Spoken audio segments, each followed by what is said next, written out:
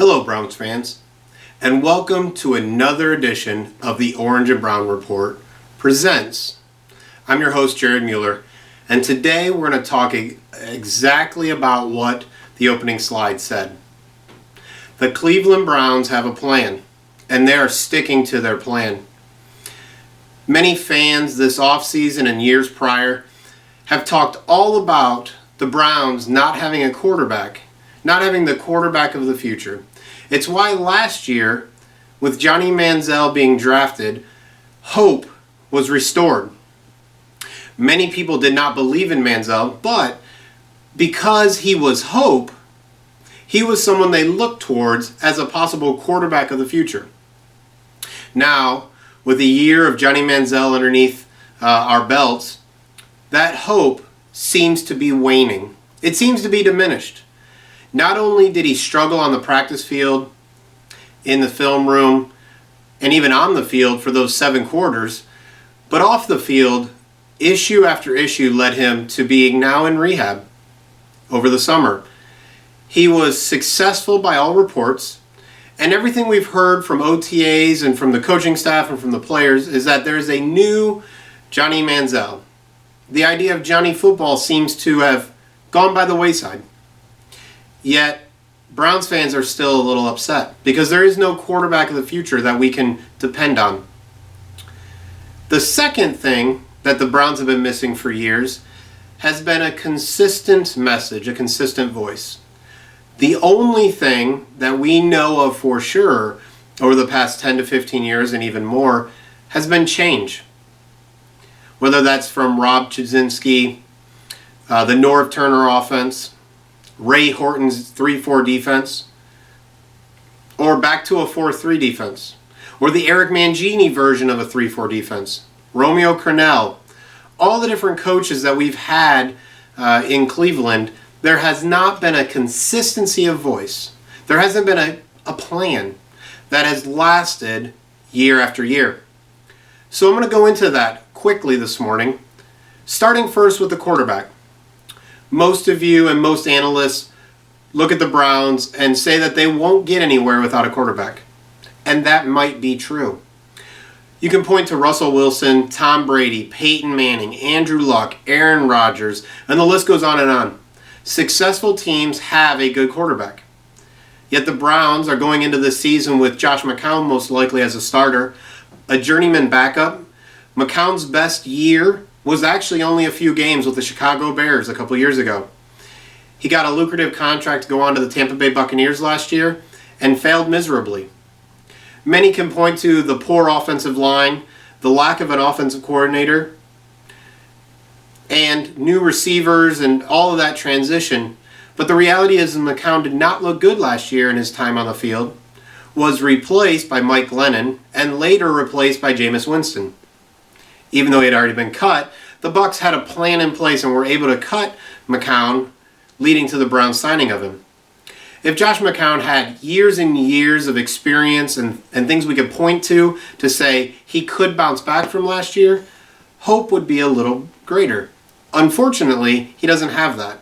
He played some wide receiver for the Detroit Lions. He was out of football for a little while. He didn't play for a couple seasons, even though he was the backup.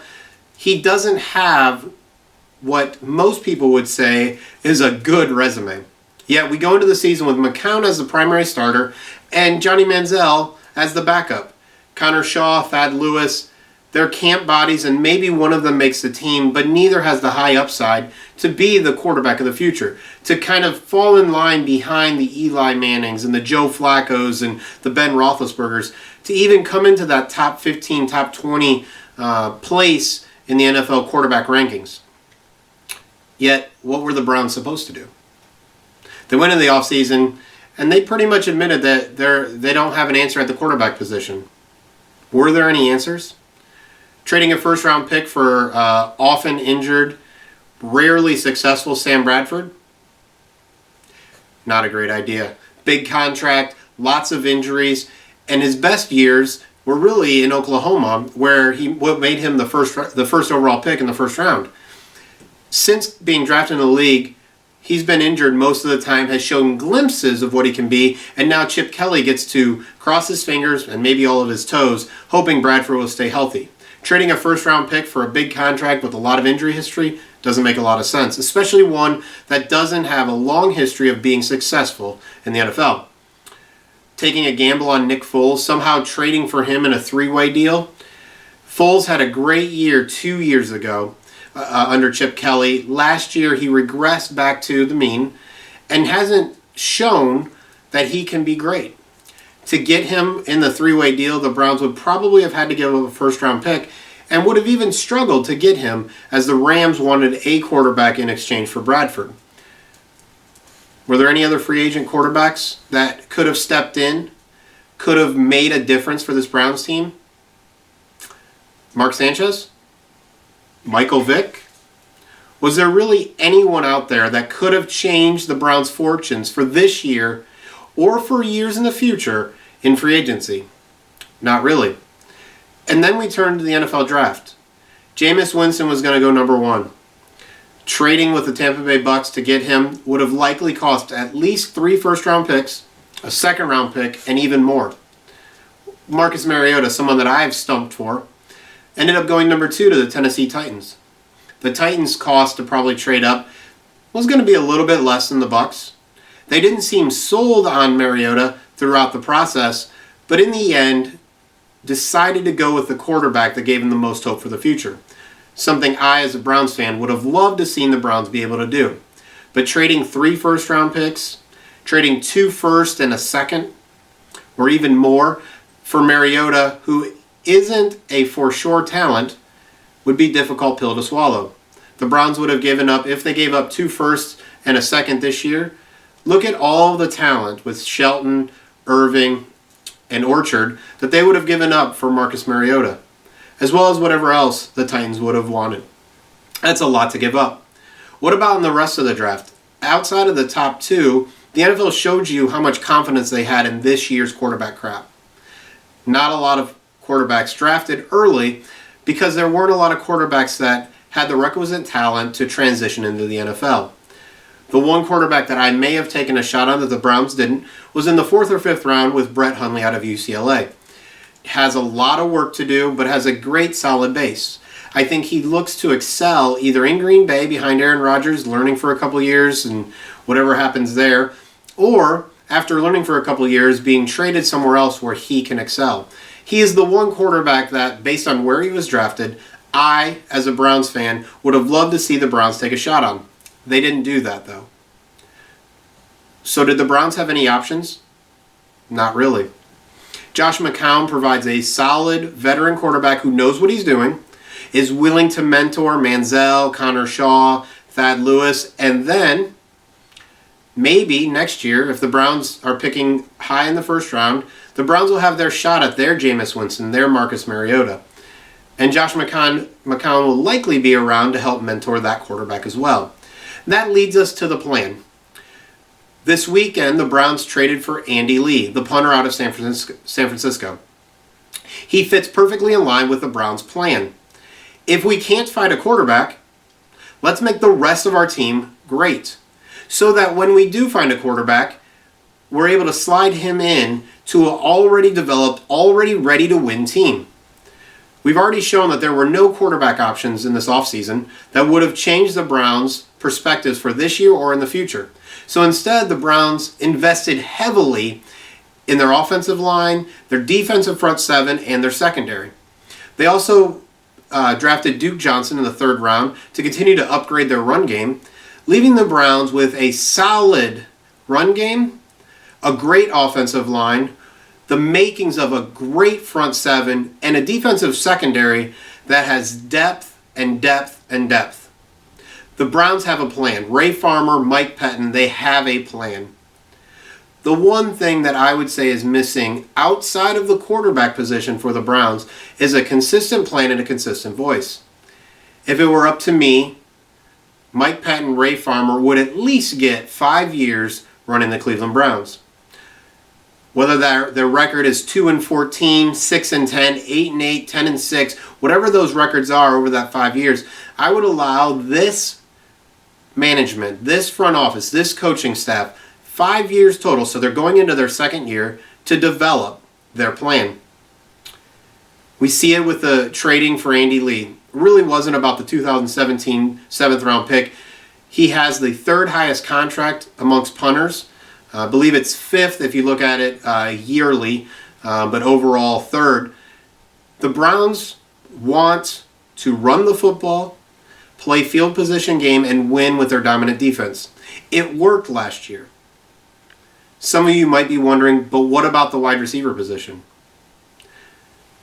See, without a quarterback, the wide receiver that the Browns may have drafted in the first round may have been wasted. We know about how quarterbacks make wide receivers. We rarely hear about wide receivers making quarterbacks.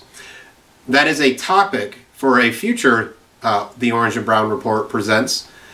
But if the Browns would have drafted Devontae Parker, odds are that his stats with the Browns would be much less than his stats with the Miami Dolphins. His foot surgery earlier this week is another example of the Browns doing their due diligence and having an idea of what they were looking for. The Browns have a plan. Browns fans, you may not love it. You may have wanted them to find a quarterback. You let me know where that magical quarterback would have came from, how they would have acquired him. You may have wanted them to find a dominant wide receiver, but what happened when Josh Gordon was dominant? He was inefficient, and the Browns still struggled. So, instead, Ray Farmer, Mike Pettin have developed a plan. And the plan is very, very simple, Browns fans. Until we find a quarterback, make the rest of the team awesome. And they have started to do that. We have, along with the Dallas Cowboys, one of the best offensive lines in the league. We have a 3-deep depth chart at running back with Duke Johnson joining Isaiah Crowell and Terrence West. We have a bevy of wide receivers, some of which I think you're going to be surprised at how talented they are, with Dwayne Bowe, Brian Hartline, Andrew Hawkins, and Taylor Gabriel leading the pack. Defense, Danny Shelton anchors what should be a strong front seven, as well as the rest of the picks that were put into place in the front seven with Cooper and Orchard. And then you look at our secondary. What depth, what great players we have there. The trade yesterday for Andy Lee proves one thing, Browns fans. The Browns have a plan and they're sticking to it. Hopefully that plan plays out. At some point in time, they will find a quarterback. And here's the key. Of all the options this offseason, Johnny Manziel, even coming from a Johnny Manziel detractor, Johnny Manziel has the highest upside, the highest possibility of reasonable options the Browns had this offseason. Bringing in Josh McCown, as Andrea wrote on our site last week, bringing in Josh McCown is actually a vote for Johnny Manziel. The hope is that McCown can be the game changer. We hope you see the Cleveland Browns plan in place. We hope you continue to support, like you always have, our Cleveland Browns. We know your veins run with the orange and brown colors of our team. The Browns have a plan. They are putting their plan into place. And this weekend they added a great punter to continue to develop a wonderful team waiting for that wonderful quarterback to join us. My name is Jared Mueller. I'm your host here for the Orange and Brown Report Presents. Thank you for taking some time with us today. Please follow me on Twitter at Jared K. Mueller, Jared K. Mueller. You can also follow the Orange and Brown Report at the OBR. You can find us online at cle.scout.com. Thanks for taking some time with us, and we look forward to another edition of the Orange and Brown Report Presents coming soon. Have a great day, and go Browns.